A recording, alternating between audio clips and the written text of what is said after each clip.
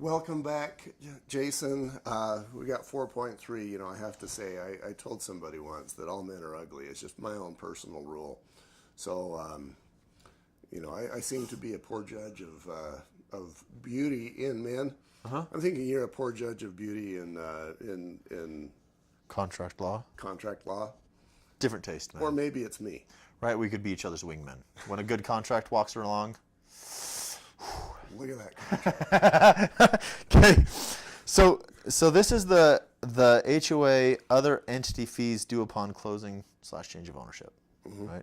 So this is where it covered, and I actually closed a deal a little while ago where the seller's agent didn't understand how this was written, and it was like, I felt a little bad, but it was really beautiful because my buyer's agent put that these dues are the responsibility of the seller, and I just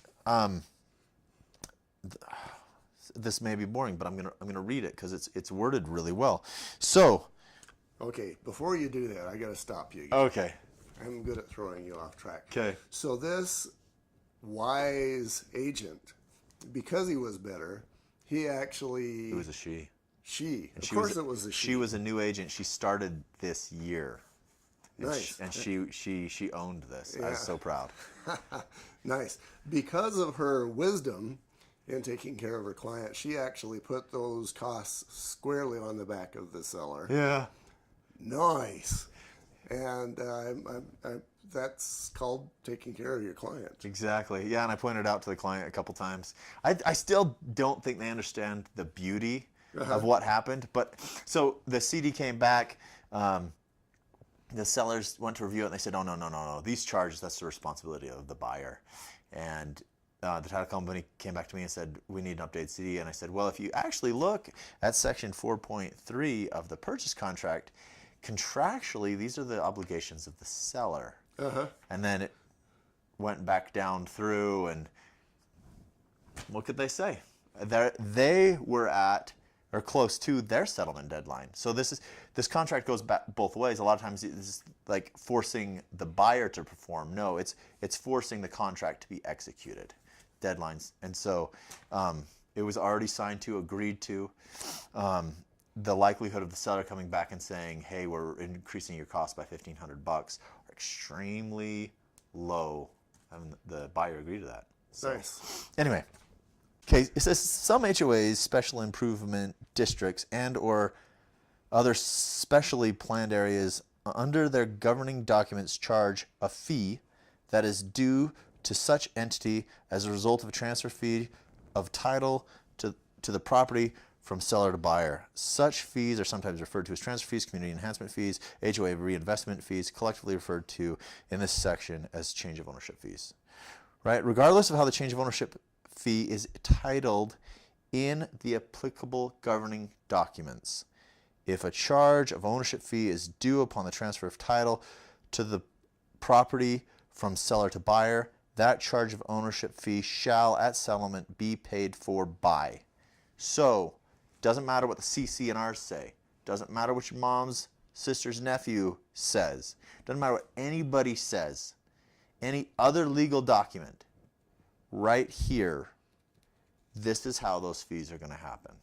Okay. So there's a large area in Utah that there's a 0.5% of the sale price fee due as a transfer fee that comes across that states how it's going to happen, or like the $1,500 that we just barely closed on. It doesn't matter what the CC&Rs say. It doesn't matter. So as an agent, especially, well, as either one, but the transaction I just had, if the seller's agent would have known what he was doing, this would have saved him a world of explaining to do. I don't envy the conversation he had to have with his sellers. Yeah, and it cost him the ongoing business afterwards. Could have done. As well as the brother-in-laws, the kids, etc. So Yeah. that is a extremely painful lesson. Yes. And it's just a simple box that he Check. had to pay attention to. Yep. So there it is. Okay. On we go to utilities. So utilities transfer has to happen after settlement contractually. So it doesn't say how soon it has to happen, but the buyer agrees to be responsible for all utilities and other services provided to the property after the settlement deadline. Going to put in their name. This is another one where you can really shine because you're not a utility company. But if you tell your buyers, this is who takes care of the water, this is electric, this is your trash, transfer these rather than paying the reconnect fee, then you look like a ninja. Right. Yeah, and I actually know of a case where the realtor failed to do what should have been obvious. He didn't say, look, this is how you transfer your water, your electrical, and so on. And the buyer moved in, and they were just living happy until they started getting notices on the door that their utilities were about to be cut off. And that wasn't a good scenario either. Yeah. Yeah. And then, make sure if you're selling, same thing. You can tell them, leave them on. We'll have them transferred. If they're not transferred, that you can go in with your closing documents and say, turn off my utilities, These aren't my responsibility. And so that can happen. Is that a good idea for the listing agent to tell the seller to have everything shut off?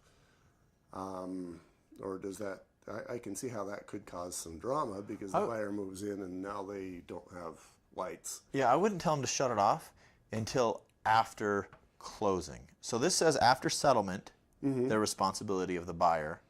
I would say to the seller after closing, if these aren't transferred, shut them off.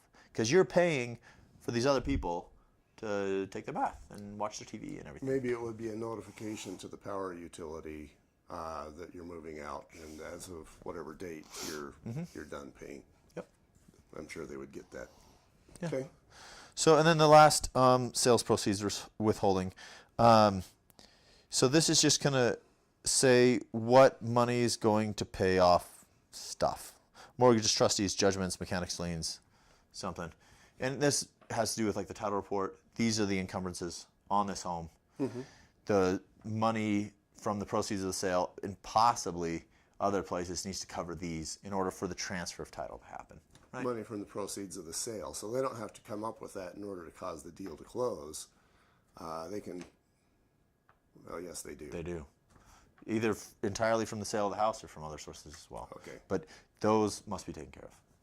Okay. Right? We can hit, let's hit section 5 with the next one. We'll be right back.